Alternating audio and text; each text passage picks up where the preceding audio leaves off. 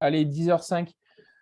Je vais commencer, puisque de toute façon, on va commencer par un petit peu les salutations, les politesses et remerciements. Donc, tout ça déjà pour vous dire que on est très heureux de vous accueillir sur ce webinaire marché. Donc, je suis Adrien Petit, directeur du cluster bio Auvergne-Rhône-Alpes, l'association donc, des transformateurs bio sur la région Auvergne-Rhône-Alpes. Vous dire aussi que c'est un webinaire fait en collaboration avec donc Biolinéaire, à qui je laisserai très très rapidement la parole, est fait en réalisation avec nos partenaires des interpro régionales, donc Interbio Nouvelle-Aquitaine, Interbio Occitanie, Interbio Pays de la Loire, BioPACA, Biocentre, Interbio Bretagne, IBB, et nos amis du Nord, AproBio, et nos nouveaux partenaires aussi pour cette année, donc pas une association régionale, mais notre partenaire Cosmebio, pour nos amis de la cosmétique bio. Juste un petit mot, peut-être très rapidement, et je m'en fais le porte-parole. Voilà, toutes ces associations sont des associations qui sont là pour vous soutenir, pour vous représenter, pour vous accompagner dans les moments faciles comme dans les moments difficiles. Donc, n'hésitez pas à nous contacter, à prendre contact avec vos interpro régionales pour voir sur quel sujet on peut vous accompagner. Et aussi pour nous soutenir aussi, puisque on est aussi comme tout le monde entre l'argent privé et l'argent public. Donc voilà, on est tous ensemble par rapport à ce collectif, et ce webinaire en est une belle illustration. Donc merci à tous. Également peut-être deux auto-promos rapidement, puisque nos amis de Bretagne et nos amis de l'Ouest, Pays de la Loire, organisent le 3 avril le salon ProBio Ouest, qui avec de l'ouverture, je crois, sur de la cosmétique possiblement, mais à l'échelon aussi à tous les partenaires nationaux, si vous voulez rencontrer des acheteurs des magasins bio et de la RHF. Donc voilà, et puis nous, au niveau de notre cluster région Auvergne-Rhône-Alpes, on organise nos Bio Days, qui est aussi ouvert à tous, en direct de Valence le 6 juin, en présentiel, et possibilité en visio pour participer à toutes ces conférences et faire du networking. Voilà, c'est des conférences, et même pour ProBio West, on est sur des mêmes systèmes où le prix de l'accompagnement enfin l'entrée est quand même bien plus accessible du fait de nos structures associatives. Donc voilà, on est là pour soutenir la filière et vous accompagner. Voilà, j'ai fini pour l'auto-promo. Je vais laisser la parole et remercier à nouveau Antoine Lemaire et Philippe Delrand pour cette présentation. Cette présentation est faite, je le précise, à titre gracieux sur les données qu'ils ont depuis plus de 20 ans sur l'édition biolinéaire, donc toute leur expertise à votre service. Que ce webinaire, donc le replay, ne sera pas retransmis, mais toutes les données seront disponibles sur l'espace abonné de biolinéaire. Et donc, voilà, ouvrez grand vos yeux, prenez grand vos notes, prenez des bonnes notes. Et puis, écoutez, voilà, je ne vais pas être plus long. Je laisse la parole à Philippe et Antoine. Oui, bonjour. Bonjour à tous. Donc, voilà, un webinaire dans un contexte quand même singulier. On était habitué ces 20 dernières années à présenter plutôt des bilans positifs. Il va être négatif.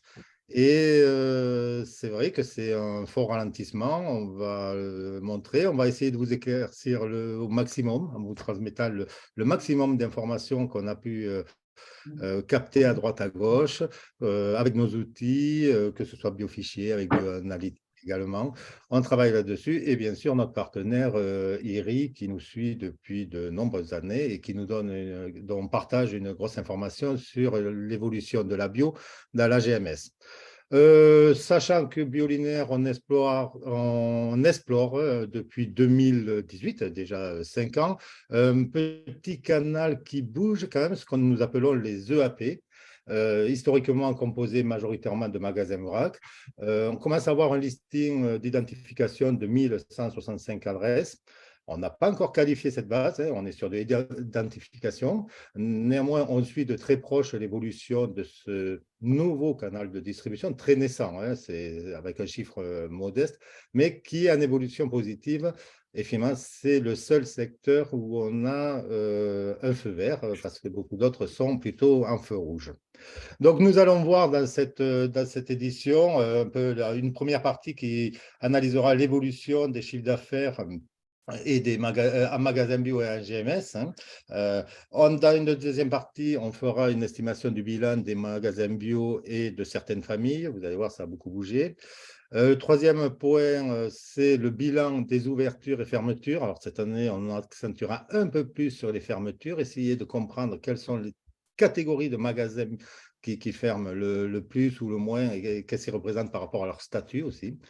Et le bilan des principales enseignes régionales et nationales sera le quatrième point. Et puis, comme chaque année, on fait quand même une enquête. Donc là, on est vraiment sur plutôt une enquête auprès des distributeurs. Sur cette enquête, les distributeurs qui ont répondu représentent un peu plus de 1850 points de vente. On leur demande juste leur sentiment, leur opinion, comment ils perçoivent un peu les mois à venir. C'est un point important, hein, ce feeling, qu'est-ce qu'il faut faire, etc. C'est très important. Et vous allez voir qu'on a beaucoup de changements de priorités qui se sont faits entre 2021 et 2022. Oui. On peut passer le slide suivant, peut-être, Marité. Ah oui, alors j'ai pas voilà. Alors là, la première branche, c'est l'évolution du chiffre d'affaires en magasin bio et GMS. Donc, on arrive directement sur le bilan de l'activité finalement de la distribution bio. Hein. Donc, on est bien sur les magasins spécialisés bio, avec une année 2022 où on est sur un -12 selon nos estimations. C'est une chute importante. Finalement, on vient rééquilibrer, on retombe sur le chiffre de 2019. Tiens, je m'aperçois, attendez, il y a une petite coquille sur 2020, c'est +13. Hein. Donc, effectivement, on a un petit +1 par rapport à 2019, à encore vérifier. Ce qui est intéressant de regarder dans ce graphique, c'est de constater que le début de l'année 2022, avec des mois le premier semestre, finalement, des grosses chutes, hein, des -17, des -19 hein, au mois d'avril. Hein. Bon, il y a un effet calendaire aussi à prendre en compte. Et c'est vrai que depuis cet été, on sent que la courbe est en train de s'aplanir. On nous le confirme quand même oralement, où on a une stabilisation de la fréquentation en magasin bio. La problématique, elle est sur le montant du panier moyen qui chute et dont il manque finalement en moyenne. Hein. Il faudrait essayer de gagner entre 2 et 3 euros au panier moyen, c'est quand même compliqué. Donc, on retombe sur un chiffre qui est comparable à celui de 2019, c'est-à-dire dans les 3,7 milliards, à quelques dizaines de millions près, on est sur la même base. On peut passer au slide suivant, Marité. Oui, il ne veut pas venir. Marité, tu me fais… Bon. Donc, voilà. Donc là, on a essayé de vous faire une synthèse entre de 2019 à 2022, avec une première partie de la GMS, donc des données de chez IRI, hein, où on voit l'évolution en 2019 en GMS de plus 18,3 par rapport à 2018. Hein. Vous avez au-dessous l'évolution en magasin bio. Alors attention, parce que là, on compare que l'alimentaire en GMS comparé avec un magasin bio alimentaire et non alimentaire. Hein. 3 milliards 7, et on avait une évolution de 4% par rapport à 2018. Donc, on voit déjà, il y avait un écart en 2019 entre la progression de la GMS et les magasins bio qui était importante. En 2020, là, effectivement, on était, en magasin bio, on était à +13. Donc, je reviens là-dessus. Attention, il y a une coquille, c'est un +13 et pas un +10. Hein. Et en GMS, on était à +12. Donc, une évolution 2020 dans un contexte très particulier qui était effectivement les confinements qui ont eu des chiffres assez importants. Et en 2021, là, on commence à sentir la baisse suite à la crise sanitaire, hein, notamment sur le deuxième semestre, à partir du 17 mai, hein, quand il y a eu ouverture des restaurants. où on est à moins 4 finalement par rapport à 2020 en GMS et moins 2 en magasin bio. Et enfin, donc l'année qui nous intéresse, c'est 2022, donc qui s'est fini il y a quelques jours. Hein. En GMS, sur l'alimentaire bio, on arrive à 5 milliards 3, donc c'est quand même toujours un marché quand même pas négligeable. Hein. Il est en baisse de moins 4,1 par rapport à l'année dernière. Par contre, c'est vrai que les magasins bio, ils retombent quand même à 3,7 milliards et ils ont une baisse beaucoup plus importante puisqu'on est sur moins 12. Hein, donc l'écart est important. Ouais. Donc, ce qui nous fait que finalement, nous, en magasin bio, on retombe finalement sur un chiffre comparable à 2019, alors que la GMS, par rapport à la 2019, sont plus proches des plus 6. Ça fait un écart quand même assez important. Slide suivant, s'il te plaît. Donc, effectivement, on fait un petit aparté. D'ailleurs, c'est le seul slide sur les EAP. Hein. Donc, les EAP, on rappelle, épicerie alternative proximité, qui sont composés de magasins vrac, d'épiceries qui n'appartiennent pas finalement à une ancienne GMS et qui restent toujours de proximité. Et petit détail dans ces études-là, on s'aperçoit que la part du bio augmente de manière significative. On arrive aujourd'hui à 83% de l'offre globale, qui soit en bio ou en cahier des charges privé pour la cosmétique non alimentaire. Ouais. On estime que ce marché représente un chiffre de 250 millions d'euros et donc à peu près 200 millions d'euros dans le bio. On rappelle, il y a 1167 points de vente identifiés au 15 décembre, c'est-à-dire qu'on fait un chiffre d'affaires par magasin qui est relativement faible. Néanmoins, on est à plus 29 par rapport à N-1. C'est donc un petit marché, tout petit marché finalement, hein, mais qui progresse de manière significative avec d'énormes fragilités. Là aussi, on estime qu'on a quand même 36% de ces magasins qui ne sont pas encore dans leur seuil de rentabilité. Donc, c'est un petit marché, fragile encore, naissant. Voilà, mais on surveille de très proche. On trouvera, je pense, à terme une similitude, déjà c'est le cas, hein, entre les magasins bio et ces magasins alternatifs. C'est un nouveau vivier peut-être de croissance pour certaines enseignes. Hein, il faut l'analyser. Voilà. On peut passer peut-être au slide suivant. Là, donc, c'est Antoine qui prend la main. Donc, oui, bonjour. Merci Philippe pour cette introduction. Hein. Effectivement, je vais reprendre quelques éléments. Alors, on s'est effectivement partagé un peu le travail en fonction un petit peu des différents thèmes. Moi, je voulais d'ores et déjà remercier, parce que je vais m'occuper de la GMS, donc remercier entre autres Juliette Favre donc de IRI, là, qui m'ont fourni les derniers éléments entre autres hier. Donc, c'est des nouvelles très, très fraîches. Alors, comme tu l'indiquais, Philippe, effectivement, le magasin effectivement a souffert. Il faut aussi dire que la GMS aussi, alors peut-être dans de moindres mesures. Donc là, dans un premier temps, on a quand même une perte conséquente de part de marché pour le label AB, hein, ça c'est clair. Hein. Déjà, elle était en décroissance en 2021 et tous les produits, ce qu'on appelle les produits de grande consommation, frais, libre-service, enregistrent encore un recul marqué de leur vente à la fois en volume et en valeur, hein, vous pouvez le constater. Donc, en valeur, on est à moins 3,9%. Et en matière de volume, moins 7,8%. Alors, il faut effectivement, je pense, prendre en compte aussi l'inflation qu'il y a eu, j'allais dire, en 2022, hein, à fin décembre, hein, pour l'alimentaire. Selon les informations, on était aux environs de plus 12,6%. Alors là, ce qui est intéressant, c'est de dire, voilà, c'est bien de comparer peut-être les produits bio, mais il faut les comparer avec quoi? Donc, il faut quand même les comparer avec les produits conventionnels en GMS. On s'aperçoit que là, on est à moins 3,9 en chiffre d'affaires en bio. Bon, on est quand même à plus 4,7 en valeur dans les produits du conventionnel. Hein. Donc, il y a quand même un écart qui est pas négligeable.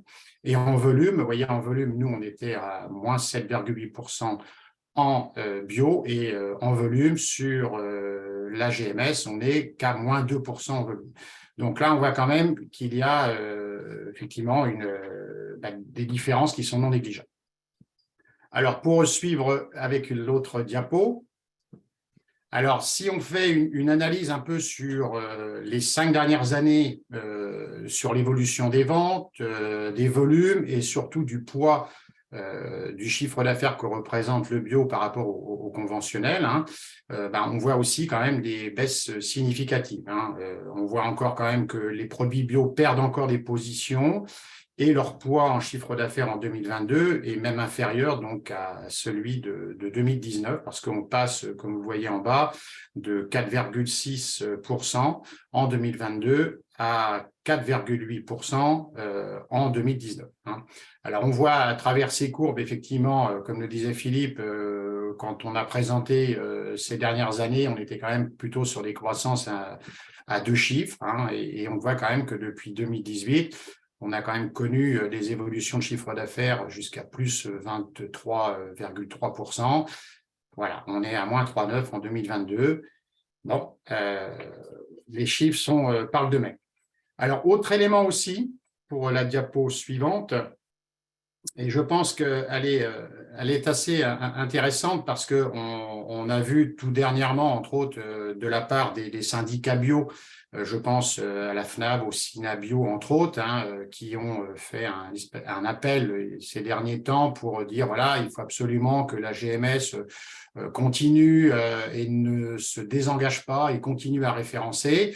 Bon, je pense qu'ils n'avaient pas tout à fait tort parce que quand on voit les chiffres sur l'évolution de l'offre en matière alimentaire bio et en DPH bio, bon, on voit quand même que l'année 2022 a quand même sacrément souffert parce qu'on a quand même eu une baisse de l'offre de l'ordre de moins 8,5%. Hein. Et quand on regarde, bon, j'allais dire, la descente a commencé vraiment à la période P1 où on était déjà à moins 1,6 pour arriver quasiment sur décembre 2022, quasiment à moins 12%. Hein, donc là, on peut comprendre effectivement que dans l'évolution de l'offre, il y a quand même un certain désengagement quand même de la GMS. Alors, sur la diapo qui suit, l'IRI m'a donné une petite information complémentaire sur le concept, ce qu'on appelle hypermarché, supermarché, sur l'évolution de l'offre entre 2022 et 2021. Donc là, on s'aperçoit effectivement que là, si on prend en compte cet exemple, eh bien l'offre a été effectivement plus importante donc pour le bio parce qu'on est quand même à moins 6,6% et sur le non bio à moins 2,6%. Donc on voit quand même que les produits bio ont bien subi des coupes et qui, en fin de compte, vont nourrir un peu le recul des ventes parce qu'on s'aperçoit quand même que depuis longtemps que quand on offre plus, on a effectivement un chiffre d'affaires qui augmente. Alors, là aussi, il y a eu quand même des coupes sombres, certainement, dans certaines marques. Je pense surtout aux marques nationales généralistes bio, hein, qui, eux, ont souffert quand même beaucoup plus que les autres, entre autres les marques spécialistes, hein, et surtout les MDD qui ont moins souffert, tout simplement parce qu'il y a effectivement une approche dans l'offre, peut-être aussi liée à l'inflation, donc avec des prix peut-être un petit peu moins chers. Et les marques propres ont même étendu leur gamme en bio sur des produits qui fonctionnaient plutôt assez bien les autres années. Hein, donc, c'est-à-dire que je pense à la bière, au cidre, tout ce qui est boisson sans alcool. Et puis, un autre aspect aussi qui est l'hygiène et la beauté, où là, il y avait très peu d'offres en MDD. Bon, ils se sont aperçus qu'il y avait une demande un peu plus l'année dernière, et là, ils ont engagé de nouveaux types de produits en marque distributeur. Donc, c'est pour ça qu'ils n'ont pas complètement abandonné, j'allais dire, les MDD. Alors, pour suivre, j'ai fait donc, on continue. Alors là, on est sur maintenant l'évolution. Alors, on peut les appeler au sein de la grande distribution. On peut parler de réseau, de canaux. Hein. On parle effectivement aussi de concept. Hein. Donc là, on voit quand même que certains canaux ont peut-être plus souffert que d'autres. Hein. Souvenez-vous, là, je vois par exemple en bas où j'ai mis une flèche rouge, on voit quand même que la grande surface alimentaire qui travaille sur le e-commerce a quand même beaucoup plus souffert cette année. Et à l'inverse de ce que l'on a connu au moment des Covid et des confinements, où effectivement le drive, la livraison à domicile, s'est fortement développé. Mais bon, l'impact de la baisse du poids du chiffre d'affaires, on s'aperçoit quand même que tout le monde a été touché. Et là, celui qui sort un peu son épingle du jeu reste les EDMP. Hein, donc, on va prendre comme exemple Lidl, qui ont effectivement eu une certaine progression. Alors, c'est là où on peut peut-être avoir quelques explications, mais on y reviendra tout à l'heure. Hein. Donc, c'est là, on voit bien quand même que les difficultés du label concernent vraiment tous les circuits, tous les rayons. Hein. Et si on parle maintenant plus à la diapo suivante de certains produits, eh bien, on s'aperçoit que quasiment 80% des catégories de produits ont connu, si vous voulez, des baisses cette année. Alors, l'année dernière, j'ai repris les diapos de l'année dernière que l'on avait mis en avant et j'avais distingué les tops et les flops. Hein. Et là, j'ai repris les tops de l'année dernière à la fois dans des progressions de 2019-2021, 2020-2021. Et là, j'ai rajouté 2021-2022. Et on voit quand même c'est assez flagrant que sur certains types de produits, qui étaient très performants l'année dernière, là, si je prends les biéricides, on a eu quand même des progressions très importantes jusqu'à 84% entre 2019 et 2021, voire 25% entre 2020 et 2021. Cette année, vous voyez, on reste à moins 5%. La confiserie de chocolat, même chose, on reste sur moins 11,40. Alors, ceux qui tirent un peu leur épingle du jeu, j'en ai parlé, c'est sur effectivement l'hygiène qui effectivement a un peu moins souffert. On est à moins 0,30. Et bien sûr, l'alimentation infantile qui continue quand même de performer. Alors, si je fais un petit point sur l'hygiène et la beauté, bon, elle se distingue effectivement toutefois, même s'il y a une petite perte de part de marché, un petit recul en valeur, mais dans certaines catégories de produits, on s'aperçoit par exemple que plutôt sur les soins du visage et les toilettes du visage, là, on reste quand même dans des progressions qui sont de l'ordre respectivement de 21 et 11%. Donc, quelques produits quand même fonctionnent. Alors, sur la diapo suivante, là, j'avais fait le flop l'année dernière. Et là, vous voyez qu'on est quand même... il y a même une accentuation sur certains domaines, par exemple la charcuterie, qui effectivement a encore souffert cette année, la panification sèche aussi, donc qui subit encore des baisses de moins 5,30%, la crèmerie qui a un peu eu tendance à un peu repartir. Et là, dans les autres grandes familles, on voit quand même que certaines tiennent plutôt assez bien, comme par exemple la gamme de petits déjeuners. Par contre, la cerisserie qui fonctionnait plutôt très bien a chuté cette année. Et puis certaines conserves de fruits qui tirent un peu aussi un peu leur épingle du jeu. Hein.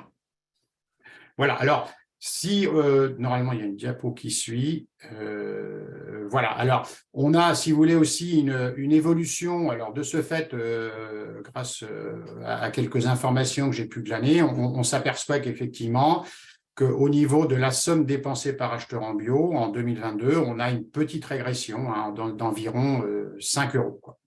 Alors, si je peux résumer un peu la situation rapide de ce qui s'est passé donc sur la GMS en 2022, on voit quand même que les Français ont davantage eu recours à des offres plus économiques. Hein.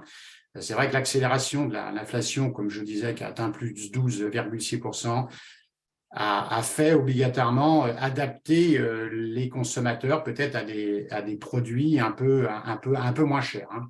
Selon IRI, là, c'est une information que j'ai eue hier, seuls 5% d'entre eux, des consommateurs, n'ont pas modifié leurs habitudes de course de produits du quotidien. Hein.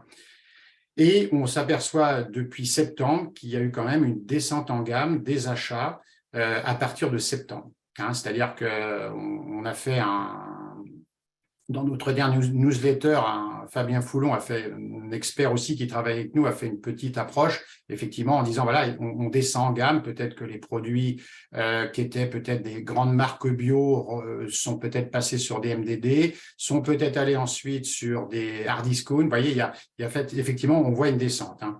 Donc, c'est vrai que les Français se tournent vers des offres économiques pour maintenir leur niveau global de leurs dépenses, hein, les MDD. Les références premier prix sont mieux orientées, par exemple, que les marques nationales. Les ventes des produits à valeur faciale reculent davantage que les autres. Alors, ce qu'on appelle les produits placards ont plus de dynamique parce qu'ils coûtent un peu moins cher que les produits du rayon frais traditionnel. Donc, effectivement, dans ce contexte, il y a un autre élément qui rentre pour terminer avec cette partie-là. Et bien, effectivement, les produits bio demeurent quand même plus chers que les produits conventionnels. On a, selon l'étude d'IRI, un indice de 157, donc c'est pas négligeable. Et effectivement, de ce fait-là, eh bien, les produits bio pâtissent effectivement des arbitrages des Français, même si le prix n'explique pas toutes les difficultés du label. Donc, voilà pour la partie GMS. Alors, la diapo qui suit, normalement, c'est Philippe. C'est moi qui reprends, effectivement. On va repartir. Donc là, on repart sur les magasins bio. C'est une analyse par famille. Ces analyses que je fais en partenariat aussi avec Bernard Ollier de l'agence Loud. Je travaille beaucoup à partir des données de bioanalytique, outils que l'on a depuis plus de 10 ans maintenant. Oui, d'ailleurs. Donc, grosse évolution dans l'assortiment des magasins bio, avec une part de produits qu'on appelle sans EAN, donc ils ne sont pas gènes codés. On rappelle, dans cette famille, nous avons donc les fruits et légumes, le vrac, les services arrière, viande et fromage principalement, la boulangerie. Et nous avons aussi une partie qui n'est pas négligeable, ce sont les produits à poids variable dans le rayon libre-service frais, donc par exemple le poulet. Ce qui est intéressant à constater, c'est que cette part de produits sans EAN ne fait que progresser. Entre 2019, où elle représentait 40%, aujourd'hui on est à 46%. Pourtant, on ne peut pas dire que le rayon progresse, puisque c'est pourquoi cette part progresse, c'est parce que les autres parties diminuent, l'alimentaire et le non alimentaire, notamment l'épicerie. L'épicerie a passé une période un peu compliquée en 2022, épicerie sucrée surtout. Donc finalement, il ne faut pas croire que de passer de 40 à 46, c'est une évolution positive, c'est plutôt que les autres parties baisse. Donc, finalement, mais cette partie c'est une singularité des magasins bio. Les fruits et légumes, effectivement, pèsent de plus en plus lourd au sein de l'assortiment bio, puisqu'en moyenne, on est à plus de 18% aujourd'hui. Donc, c'est quand même un poids lourd du magasin bio. Pour nous, à Biolinéaire et personnellement, et avec plusieurs acteurs experts, on reste convaincus que la reprise, ou j'allais dire sortir de l'ornière où se trouvent les magasins spécialisés aujourd'hui, se passera par le rayon fruits et légumes, parce c'est un poids lourd. C'est un produit, c'est une gamme où aujourd'hui on est compétitif même par rapport à du conventionnel, par rapport à d'autres canaux. C'est quand même sur les rayons et fruits et légumes où on a le plus d'arguments par rapport à la bio et le plus d'études où c'est clair. Et puis, on a un niveau qualitatif qui est en train de progresser, et notamment à l'amont. Effectivement, leur marché se ralentit, il y a plus d'offres, il y a un tri un peu plus important de la part des producteurs, donc il y a des produits qui arrivent sur le marché un peu plus qualitatifs, mais aussi parce qu'il est en train de se développer un nouveau marché sur des légumes moches que les producteurs peuvent revaloriser aujourd'hui. Ça, c'est très intéressant. Donc, le fruit et légumes mériterait une attention particulièrement appuyée de la part de la distribution spécialisée et remonter qualitativement. Dans les magasins aussi, il faut faire un effort. C'est vraiment une approche de complète filière entre l'amont jusqu'au magasin. Donc, voilà pour l'explication par grande famille. Si on passe sur le slide suivant, on va passer donc par sous-famille finalement. Donc là, on exclut dorénavant les produits sans gène code, puisqu'on ne peut pas les contrôler sur les volumes parce qu'ils sont très disparates. On en a quand même juste la donnée brute de l'évolution de la famille globale, plus moins 9 sur les EAN. C'est assez représentatif, effectivement, quand vous voyez les autres chiffres dessous. Les EAN baissent moins que les autres familles. Voilà ce qui se fait. On est quand même à plus 15,5 par rapport à 2019. Donc, c'est un marché qui a progressé quand même par rapport à 2019, mais qui est en baisse par rapport à 2021. L'épicerie sucrée, c'est intéressant, c'est-à-dire que là, on descend quand même de manière importante, à moins 16, et on est à moins 7, à moins 8 par rapport, presque moins 9 par rapport à 2019. Dans le frais aussi, on voit quand même qu'on a une similitude. Pourtant, le frais résiste un tout petit peu mieux au dire, mais il faut additionner avec d'autres familles, et notamment l'épicerie salée qui est intéressante, où on voit qu'on est quand même sur un -12, une chute moins importante, et on est sur un -3,5 par rapport à 2019. Alors, on peut se poser la question, pourquoi? Mais parce que c'est une famille déjà qui contient beaucoup d'éléments, de sous-familles et segments type l'huile, type les pâtes, le riz, hein, donc c'est quand même on est sur des produits de base. Et puis, il ne faut pas négliger aussi, sur notamment les matières grasses et l'huile, on a quand même une inflation qui a démarré courant 2022, qui explique aussi une petite baisse là-dessus, on va le voir après.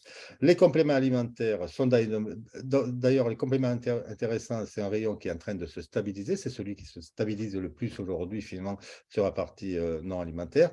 Puis ensuite, sur les liquides, sur l'hygiène et soins, on a une très grosse chute, et même une énorme par rapport à 2019. Hein. Et l'entretien, effectivement, qui a énormément de mal aussi. Donc, c'est vrai que ce n'est pas des chiffres très, très jolis hein, sur le bas. Il y a vraiment des réflexions, des repositionnements à faire. Il faut arriver à reconquérir les consommateurs sur ces gammes. Il va falloir avoir beaucoup de créativité. Ouais. Si on passe sur le slide suivant, on va faire un peu la même démarche, mais en unité de vente. Donc là, on est sur des unités, donc on est sur les volumes. On s'aperçoit que l'épicerie sucrée, finalement, elle est à -19 et -15. C'est les chiffres qui sont comparables au chiffre d'affaires. Le frais, on a quelques petites variations. L'épicerie salée, on s'aperçoit par contre que l'écart est plus important. Hein. On était à -12, là on est à -16. On va y revenir sur le slide suivant.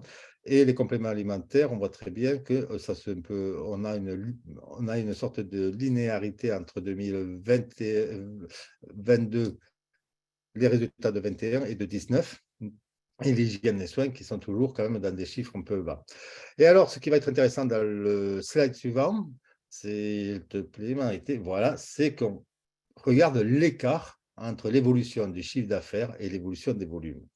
Et on s'aperçoit finalement des choses intéressantes. C'est-à-dire que sur la dernière année, on a un écart de 3% entre 2020 et 2021 sur l'épicerie sucrée. Finalement, l'épicerie sucrée, elle n'a pas trop augmenté sur cette période-là. Mais par contre, si on le compare à 2019, on s'aperçoit que le chiffre est de +7. Donc, ça veut dire que finalement, les prix, ils ont même augmenté avant 2022.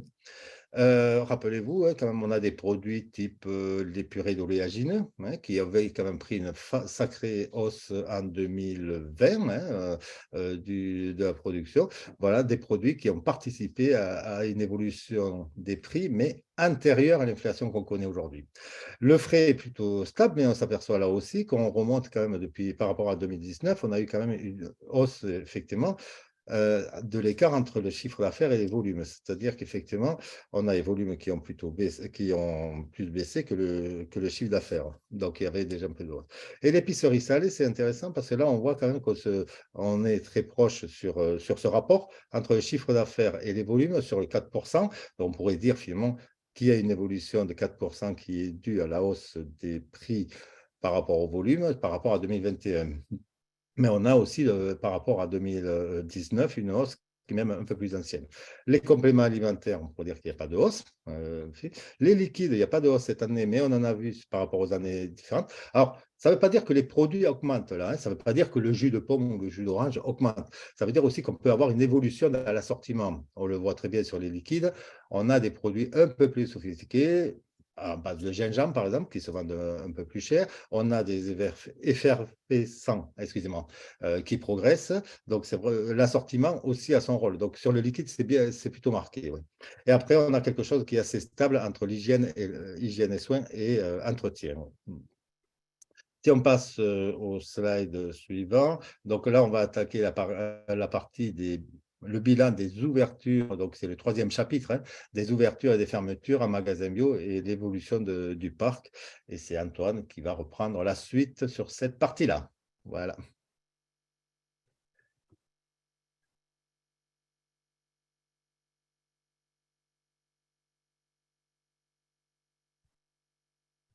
Antoine, ton micro, Oui, Antoine. excuse-moi.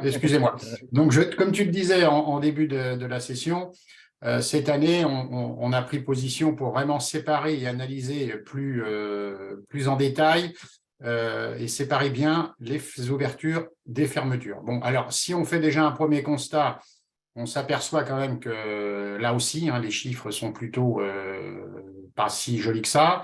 On est passé effectivement là au 15-12, c'est le dernier point, mais Philippe vous reparlera, lui, un peu sur une autre analyse sur les fermetures. Donc, on est quand même à 224 fermetures, donc à décembre 2022 et 111 ouvertures. Alors, on est revenu, nous, si je prends les ouvertures en considération, quasiment, j'allais dire, sur les bases des années 2014. Donc, il va falloir effectivement analyser plus en détail. Alors, la slide suivante. Voilà. Alors, donc, j'ai fait une analyse des ouvertures sur les magasins, donc par mois, par région et par enseigne. Alors, donc, par mois, c'est la diapo qui suit. Voilà. Alors, même si le graphe paraît un peu à partir dans tous les sens, on s'aperçoit que on n'a pas réellement de logique, même depuis toujours, sur les périodes d'ouverture. On s'aperçoit quand même que les ouvertures, une grande partie des ouvertures, souvent se font, et on voit au niveau un peu de la concentration en haut à droite, sur souvent le dernier semestre. C'est vrai qu'à partir de septembre, octobre, novembre, on a souvent beaucoup plus d'ouverture à ce moment-là. Bon, après, on voit bien sur la ligne verte qui est l'année 2020, au mois d'avril, effectivement, on a un peu plombé effectivement les chiffres, tout simplement parce qu'on était en période de confinement, donc il n'y a pas eu d'ouverture à ce moment-là. Mais pour revenir sur 2022, on s'aperçoit qu'on est passé donc à 111 ouvertures. Eh bien, on voit quand même un décrochage quand même depuis le mois de juillet, avec une petite exception sur septembre. Et on a même répertorié au 15 décembre, parce qu'on a répertorié qu'une ouverture au mois de décembre, entre autres Léopold, donc à La Rochelle. Donc, ça montre bien effectivement que là, il y a quand même une baisse significative des ouvertures. Alors, si on passe à la diapo suivante, là, comme on est en partenariat avec le cluster et toutes les régions de France, je ne les mets pas en compétition, mais on a fait aussi une analyse par région au niveau des ouvertures. Donc, vous avez l'évolution 2019, 2020, 2021, 2022. Donc, si on prend le cas effectivement de 2022, eh bien, on voit les régions qui restent quand même, comme chaque année, qui sont souvent à coude, qui est la région Île-de-France et l'Auvergne-Rhône-Alpes. Eh bien, parfois, c'est l'Auvergne-Rhône-Alpes qui est en tête, parfois, c'est l'Île-de-France. Donc, on voit quand même que là, elles ont quand même maintenu, elles sont quasiment au même niveau. Mais j'allais dire que là, certaines régions ont plus souffert que d'autres. On voit la Bourgogne-Franche-Comté, où on n'a compté qu'une ouverture de points de vente. Les Pays de la Loire, on est à 10. Voilà. Bon, là, j'allais dire que là, en fonction des régions, alors aussi, il faut prendre en considération aussi le nombre de départements par région. Donc, si on peut passer à la diapo suivante, là, on est sur les évolutions du nombre d'ouvertures par enseigne. Alors, on s'aperçoit effectivement que, eh bien, depuis 2019, que les indépendants font quand même le moins d'ouvertures, parce que bon, c'est un constat. On verra aussi, Philippe le dira, au niveau des fermetures, effectivement, il y a une grosse proportion à ce niveau-là. Voilà, on est clair que Biocoop reste quand même l'enseigne qui a ouvert le plus ces 4 dernières années. Cette année, on voit par exemple que la Vie Claire a quasiment eu autant de fermetures que d'ouvertures. On voit aussi quand même certains peut-être décrochages ou moins d'ouverture, moins de dynamisme dans certains, je pense, groupements comme les comptoirs de la bio. Et on voit effectivement aussi que Sobio a continué aussi sa progression d'ouverture. Alors, qu'est-ce qu'on peut retenir sur, par exemple, le constat qu'on peut faire, nous, sur 2022 ? Bon, on est quand même, comme je disais, au niveau du plus bas depuis 2014. Par rapport à 2021, on a certains indicateurs qui ont évolué. Je pense que la surface moyenne par point de vente a augmenté. On est passé en moyenne de 354 contre 333. Donc, il y a une petite évolution sur les surfaces. Hein. Et en revanche, on s'aperçoit quand même que les surfaces d'ouverture de plus de 300 mètres carrés ont baissé en 2022, hein, parce qu'auparavant, elles représentent que 48%. Auparavant, on était plutôt sur des 55-56%, sur plutôt des plus gros magasins. Après, pour terminer sur par statut, si on peut dire, les ouvertures restent quand même majoritairement faites par les réseaux organisés parce qu'elles représentent quasiment 69%, les groupements 21% et les indépendants à peu près 10%. Voilà. Alors là, Philippe, je prends les fermetures, c'est une analyse plus fine parce que c'est là où effectivement il y a eu pas mal de dégâts, si on peut dire.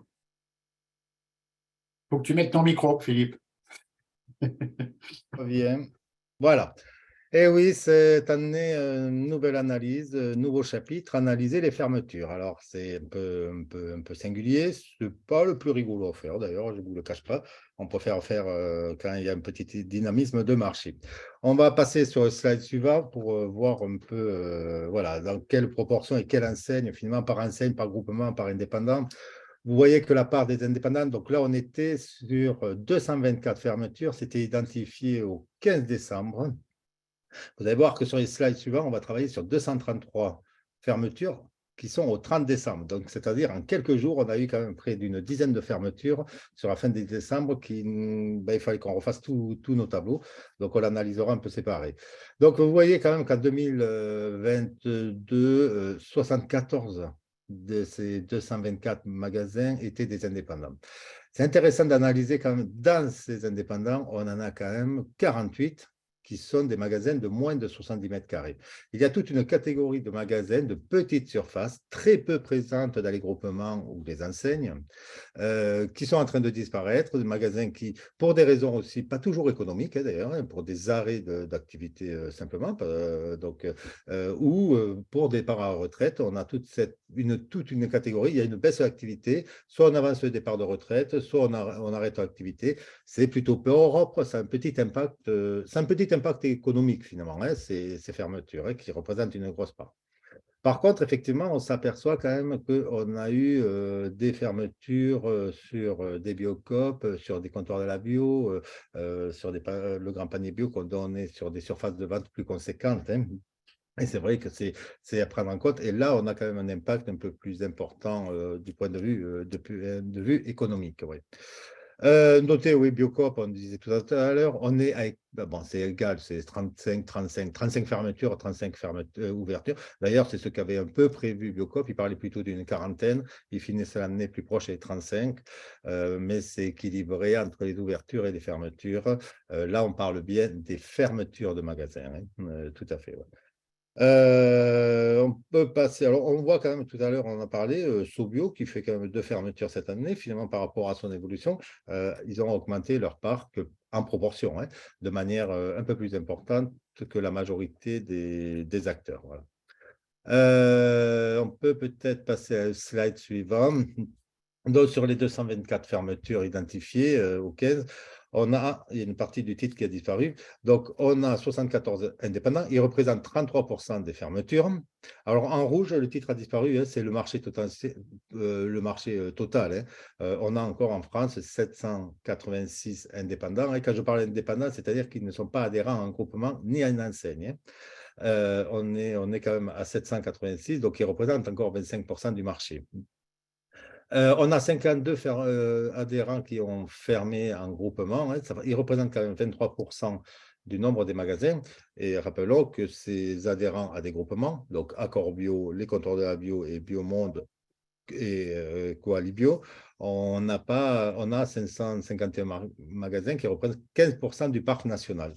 Et on a presque une centaine de fermetures en réseau organisé, 43% des fermetures finalement qui sont en réseau organisé. Sur une population de, 2829 magasins, donc qui représentent 60% du parc. Hein. Donc, c'est vrai que si vous faites le rapport, vous verrez quand même que si le chiffre est élevé, si la part est élevée, en proportion, en réseau organisé, c'est une petite proportion, finalement, 100 sur 1900. Ouais. Vous trouverez beaucoup plus d'informations dans le dernier numéro de Biolinéaire. Ouais. Si on continue le slide suivant, c'est intéressant. Là, on a analysé effectivement par rapport à la surface de vente. Hein. Donc, les moins de 70%, finalement, ils sont très nombreux chez les indépendants, mais ils représentent en nombre 19% des fermetures.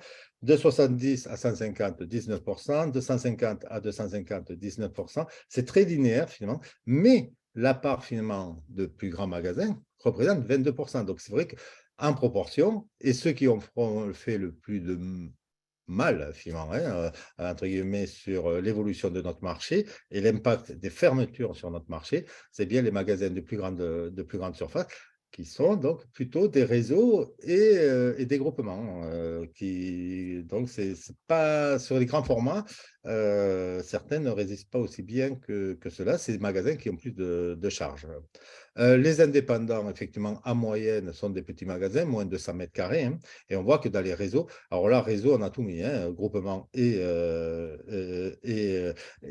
enseigne nationale, on est plutôt plus proche des 300 mètres carrés. Donc, on voit une grosse différence. Sinon, les magasins indépendants de taille moyenne résistent aussi bien en indépendant qu'en réseau organisé. Si on passe sur le slide suivant, voilà l'analyse du parc. Ça, c'est Antoine qui va reprendre la même. Ah oui, hop, on est remonté là. Les slides.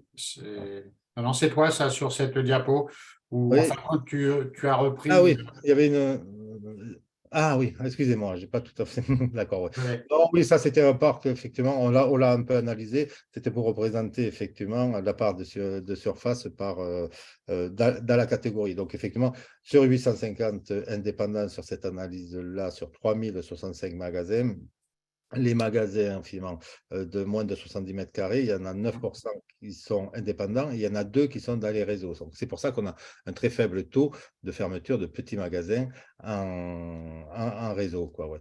Etc. Et on s'aperçoit que la proportion, on est dans les 20% de magasins de plus de 350 mètres carrés, donc bien plus important. Hein. On voit que des magasins de plus de 150 mètres carrés, on est quasiment à 40-45% qui sont en réseau. Ouais. Donc, c'est vrai, des magasins un peu plus grands. Et c'est pour ça qu'ils représentent une plus grande proportion dans les fermetures grand format. Ouais. Alors là, bon, on a une petite différence dans les slides. Oui, Donc là, ça doit être moi qui dois reprendre le relais normalement sur le slide suivant. Ouais. Voilà. Alors donc, tout depuis maintenant quelques années, on fait toujours l'évolution un peu du parc. Hein. On voit par région celles qui sont les mieux placées. Donc là, on s'aperçoit que depuis quand même quelques années, c'est lié aussi bien sûr aux dimensions des régions. Hein. Effectivement, quand on a les Pays de la Loire qui sont quand même peu, avec 5 départements, d'autres avec beaucoup plus.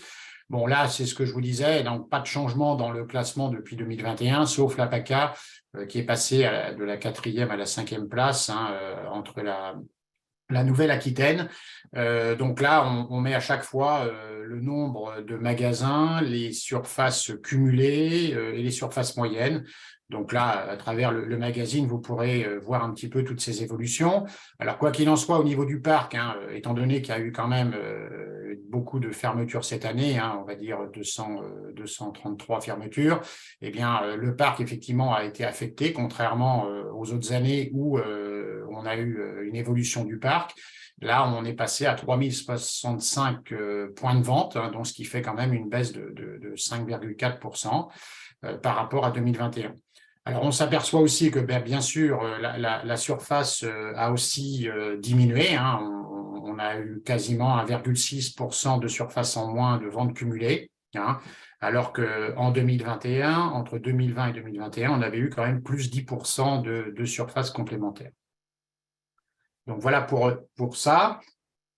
Alors, ensuite, sur la diapo qui suit, donc toujours pour analyser un peu le parc, On s'aperçoit quand même pour la première fois depuis que l'on fait nos analyses au niveau des ouvertures, des fermetures. Là, c'est la première fois que malheureusement, on s'aperçoit que l'évolution entre les surfaces nettes gagnées et perdues, entre donc les fermetures et les ouvertures, on est vous voyez, à moins quasiment près de 13 000 mètres carrés de moins de surface de vente cette année au niveau du parc.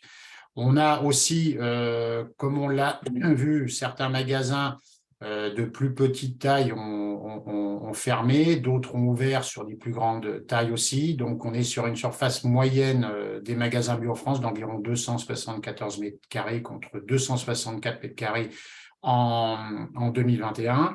Et là, obligatoirement, étant donné qu'on est repassé sur un chiffre d'affaires de 2019, eh bien, on a quand même eu aussi un impact sur le chiffre d'affaires moyen au mètre carré en 2022 qui passe environ à 4 318 €.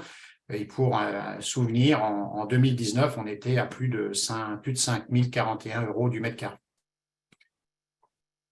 Alors, on peut continuer. Et là, Philippe va reprendre la suite avec le bilan des principales enseignes régionales, le bilan que l'on fait maintenant depuis 2004 de mémoire. Oui, alors là, bon, vous retrouverez toutes les données pour les lire de manière plus tranquille sur le dernier numéro de Biolinéaire. Hein. Donc, un peu comme à chaque année. Alors, sachez qu'on n'a pas tous les chiffres, ce n'est pas toujours facile parce qu'on fait cette étude très tôt dans l'année, puisqu'on les publie à mi-décembre. Hein. Donc, on réajuste souvent sur un numéro de mars ou un parti. Il faut faire attention aussi sur les évolutions des parcs. Hein, effectivement, on a par exemple le cas de Chlorophylle qui est toujours noté effectivement 7 magasins, mais ne pas oublier par contre que Chlorophylle avait une rénovation sur un des points de vente durant quasiment 5 mois, même 6 mois d'ailleurs. Hein, donc c'est vrai que ça impacte sur 7 magasins quand vous en mettez un pendant 6 mois en arrêt. Hein, donc effectivement, ça impacte le chiffre. Oui. Mais ce qui est intéressant, c'est quand même de voir des évolutions quand même qui ne sont pas toujours positives. On a MyBioshop qui encore sort un peu de croissance cette année, mais c'est vrai qu'en général, effectivement, vous le voyez, on est sur quand même des chiffres plutôt négatifs. Et on voit aussi, on commence à voir un retrait des surfaces de vente par enseigne d'ailleurs. Hein. Donc, on va voir les enseignes aussi suivantes. Les enseignes, donc effectivement, des groupements hein, Accord Bio qui se stabilisent effectivement en nombre de points de vente et même un peu en chiffre d'affaires, ils se maintiennent tout juste. Ils ont récupéré quand même, excusez-moi, je vous ai dit en nombre de points de vente, ils ont une progression. Hein. Donc, suite à tous les mouvements qu'il y avait eu sur les années précédentes, sur la partie distribution de Biomonde, il y a eu quand même beaucoup de modifications chez Biomonde entre des magasins qui ont rejoint Coalibio, hein, qui devient un acteur plus de 50 millions d'euros, et d'autres acteurs de Biomonde qui ont rejoint en partie Accor Bio. Effectivement, ça fait beaucoup de mouvements dans la partie, dans la partie des groupements. Bon, et les comptoirs de la bio, ben, pas plus transparents que ce qu'on connaissait les années dernières, donc les années précédentes. On a des informations, on sait, on suit quand même le parc des magasins, etc. Néanmoins, on ne nous communique pas de chiffres.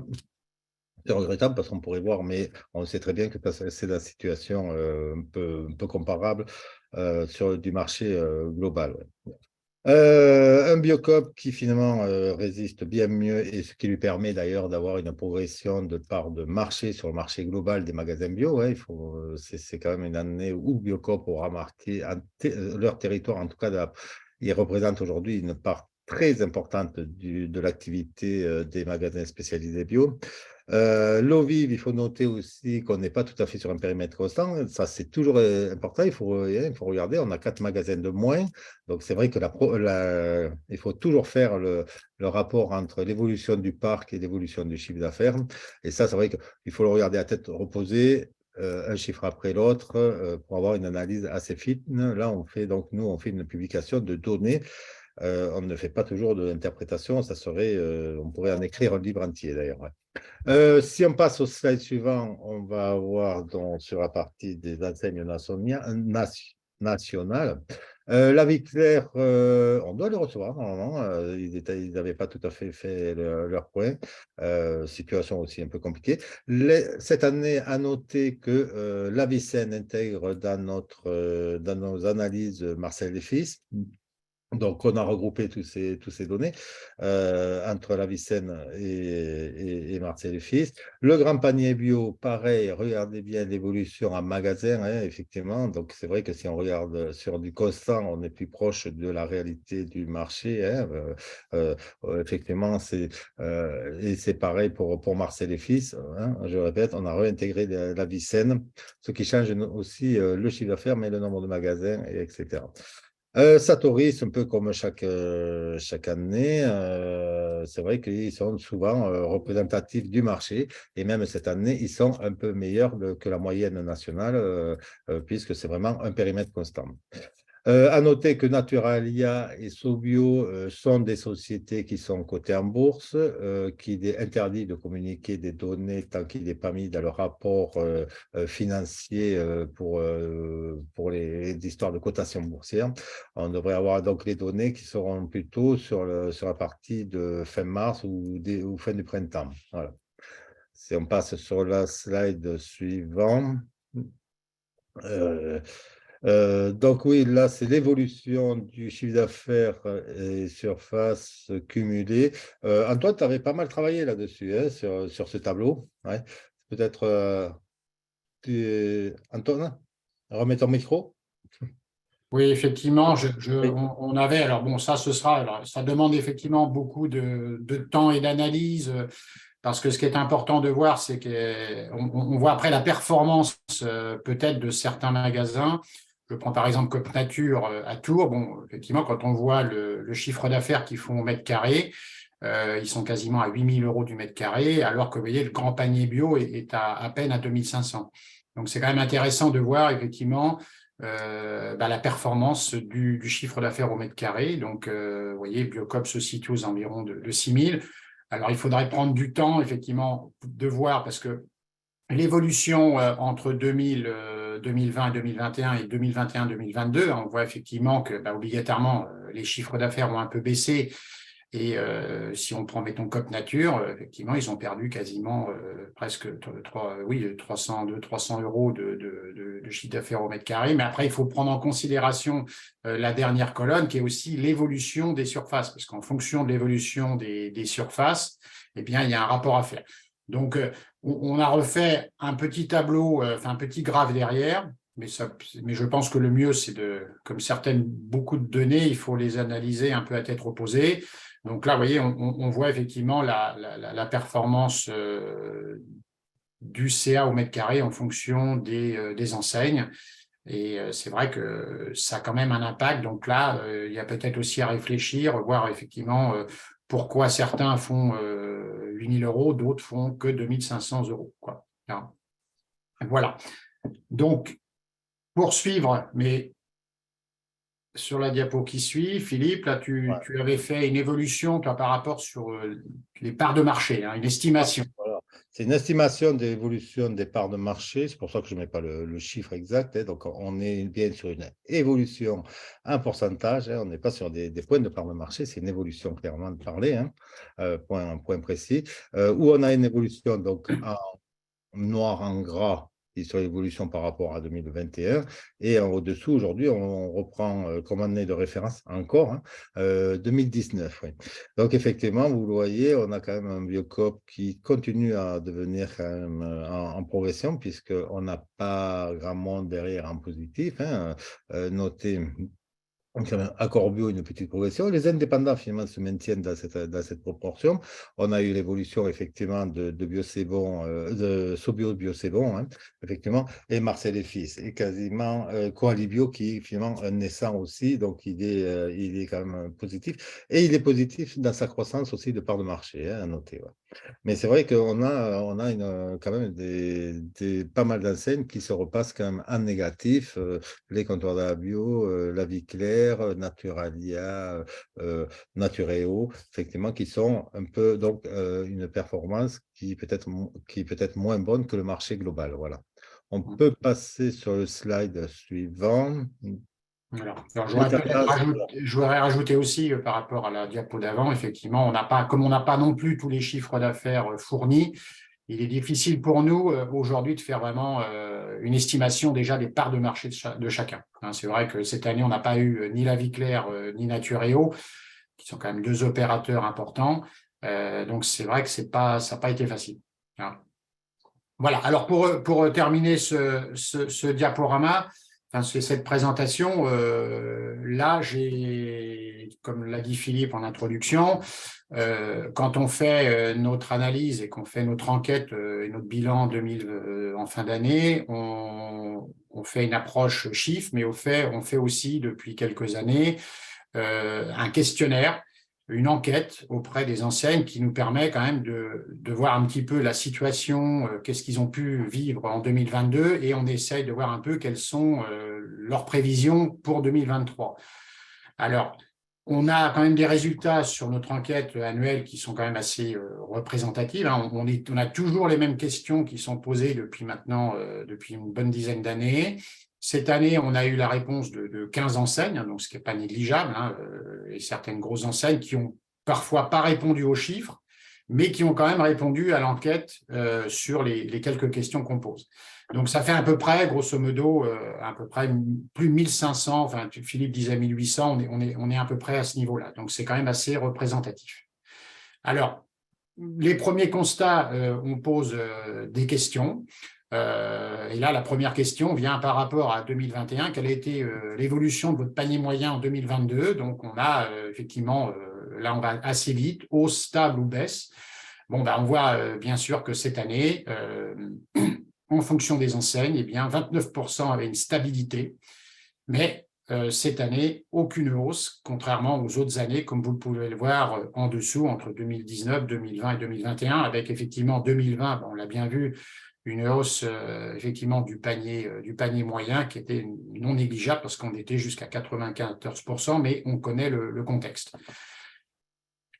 Donc, autre question que l'on pose, donc sur la diapo suivante, qui effectivement, Philippe en a parlé, et je pense que c'est aujourd'hui un des mots, si vous voulez, aujourd'hui, qui est la fréquentatio, qui est vraiment en berne en 2022. Et bien là aussi, on s'aperçoit quand même que par rapport à 2021, comment a été l'évolution de votre fréquentation? Eh bien, très peu ont répondu quand même stable, 7%.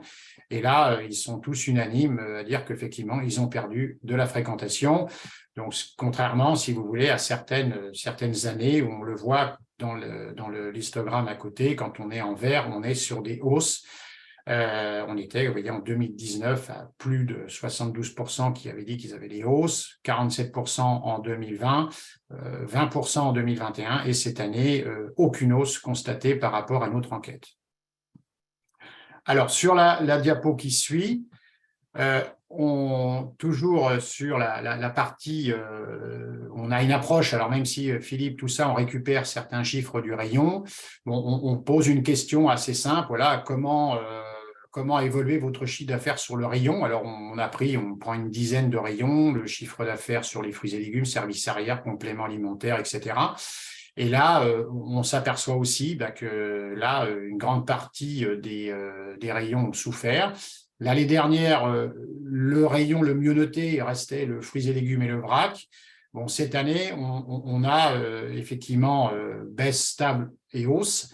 On s'aperçoit que le rayon du complément alimentaire reste celui qui reste le mieux noté, même s'il y a une baisse de 77% pour l'ensemble de nos répondants.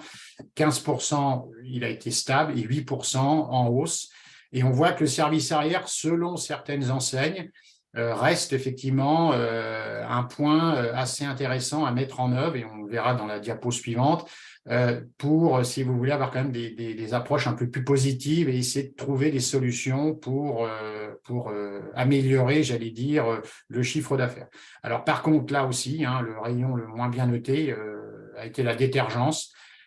Si je fais un comparatif avec effectivement ce qu'on a connu en 2020 avec les gels hydroalcooliques, etc., où là, en 2020, 63% des enseignes avaient observé une hausse.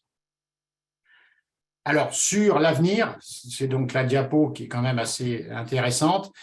Bon, on pose toujours cette question, hein, ils ont 4 choix. S'agissant des perspectives d'activité pour les mois à venir, quelle est votre position, enfin, quelle position êtes-vous la plus proche? Alors, on a « je suis très confiant, l'activité va se développer »,« je suis modérément confiant »,« je ne me prononce pas, l'avenir est incertain »,« je suis inquiet, une baisse d'activité est possible ». Bon, là, vous avez l'historique un peu des 4 dernières années. Et on voit en 2022, bon, ils ont été assez unanimes aussi. Je ne me prononce pas, l'avenir est incertain pour 77% des répondants. Il y en a quand même qui sont modérément confiants et on a même été un peu surpris de voir que je suis inquiet, une baisse d'activité est possible. Vous voyez, il n'y a eu que 6%, alors que l'année dernière, on était quand même à 22%. Malheureusement, on n'a pas eu de « je suis très confiant », mais ça, on s'attendait un peu. Alors après, on leur pose une question aussi sur la situation après 2022, qu'est-ce qu'ils vont mettre en œuvre pour essayer de développer ou essayer de contrer un peu cette baisse de chiffre d'affaires. Et là, on demande un peu quels sont les produits et les services que vous allez prioriser dans l'avenir. Bon, on s'aperçoit que depuis 2020, on prend 3 réponses. Alors, exceptionnellement, j'en ai pris 4 cette année parce qu'on a eu un autre élément qui est rentré en ligne de compte, qui sont entre autres les promotions. Donc, si vous regardez 2021, la priorité restait quand même le vrac, 2021 le vrac, et là, le vrac, par exemple, en 2022 est passé en troisième position. Là, en 2023, ça ne fait pas partie des priorités. En revanche, le local revient très en force. On revient, et Philippe en a parlé tout à l'heure, sur effectivement les produits qu'il faut peut-être mettre en avant et bien travailler, qui sont quand même les fruits et légumes et le traiteur, qui avait été en 2e position l'année dernière. Et un autre élément qu'on n'avait pas eu encore en question, qui est effectivement le service et le conseil. Donc là, on s'aperçoit, alors j'intègre dans le service qui est assez large, ça peut être aussi la partie de tout ce qui est digital, les livraisons à domicile, et le conseil magasin aussi, qui reste effectivement des choses qui vont mettre en œuvre pour la plupart. Et comme je vous disais, la promotion, qui reste effectivement, qui a été, alors pas par tous, hein, je dirais que si je prends le leader, il n'a pas parlé de promotion, il était plus sur les autres approches. Alors, autre élément aussi, la consigne reste aussi un élément important. On le voit avec des interrogations peut-être assez difficiles à mettre en œuvre, mais le vrac est quand même un peu moins en vogue sur cette année 2022. Alors, autre question que l'on pose aussi, hein, donc oui, c'est quand même une enquête assez précise. Là, on pose cette question: quelles sont vos préoccupations majeures? Et on mettait 3 réponses maxi. On les a mis, j'ai commencé à la poser en 2021, donc là, on a un petit peu de recul. Alors là, j'ai repris les préoccupations majeures qui étaient sur l'avenir, donc posées en 2021 sur l'avenir de 2022. Et puis là, comment est-ce qu'en 2023, ils voyaient leurs préoccupations? Donc, on voit quand même que là, j'ai fait quand même 2 grandes catégories. On voit quand même qu'il y a une inquiétude sur la rentabilité du point de vente, qui sont liées effectivement à l'inflation des prix. On en a parlé tout à l'heure.